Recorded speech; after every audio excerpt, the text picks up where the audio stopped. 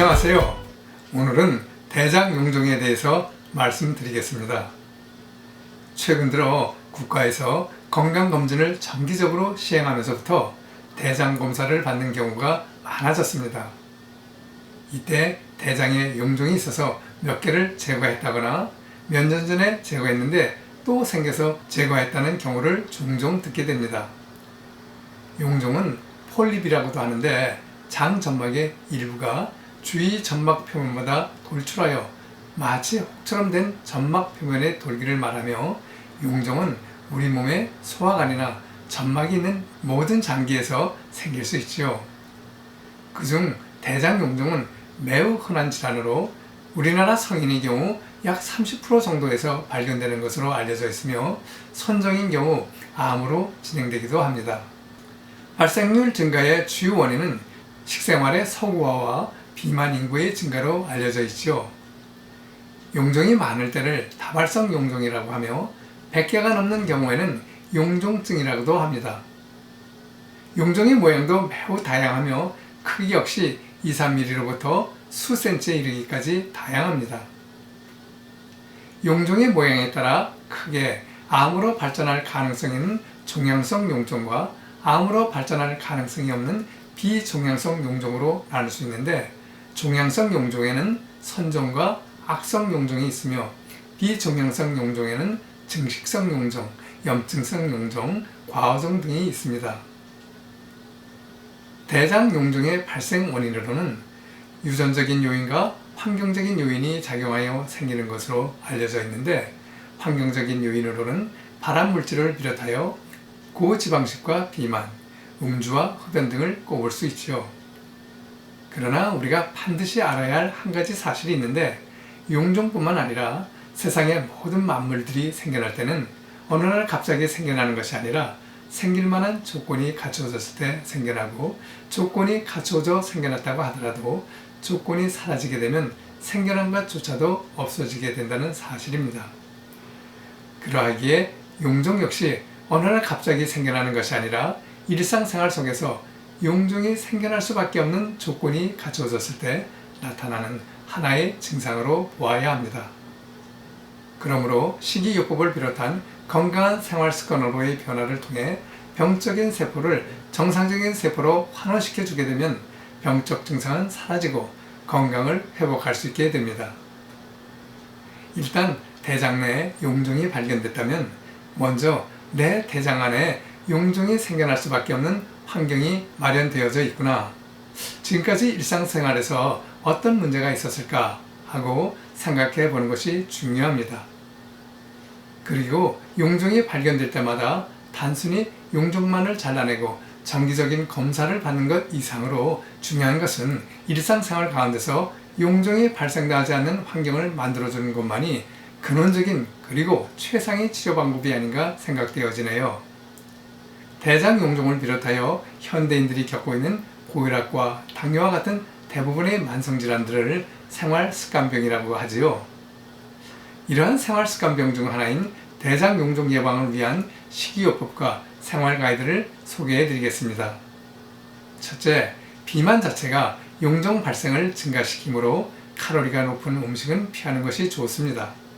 특히 붉은 고기와 고단백질과 고지방 섭취를 줄이도록 하며 조리할 때도 튀기고 직접 불에 굽고 훈제하는 방법보다는 찜을 이용하는 것이 바람직합니다.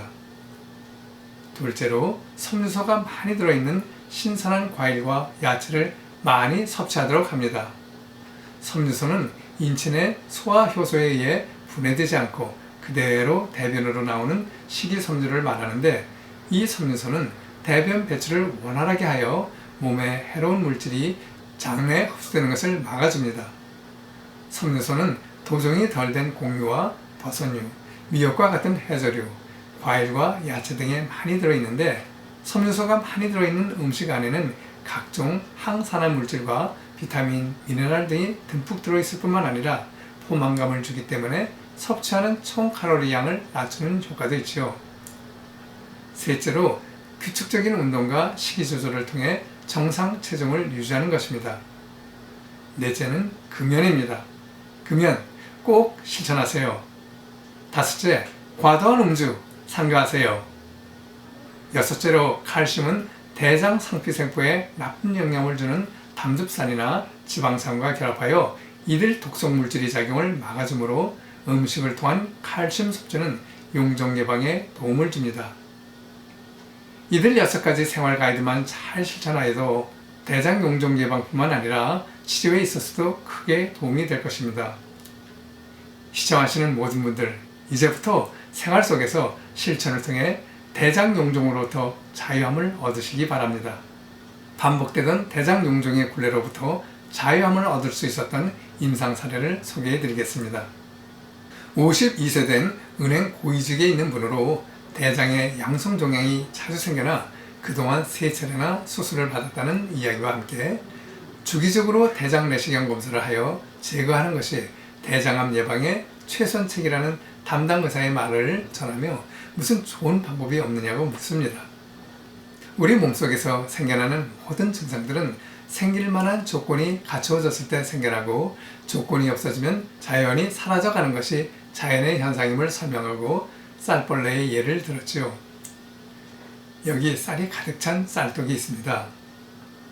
쌀독을 햇빛이 안 들고 습기 차고 바람이 통하지 않는 곳에 보관하게 되면 며칠 지나지 않아 쌀벌레가 생기지요. 벌레가 생겼다고 잡아내면 그 다음날 또 생기고 또 잡아내면 또 생기기를 반복합니다. 쌀벌레가 생길 수 있는 조건이 상존하기 때문이죠. 그러나 벌레가 우글거리는 쌀독을 햇빛 잘 들고 바람 잘 통하고 습기 없는 곳으로 옮겨 놓으면 몇 날 며칠 후에는 그 많던 벌레들이 자취를 감춰버렸음을 보게 됩니다.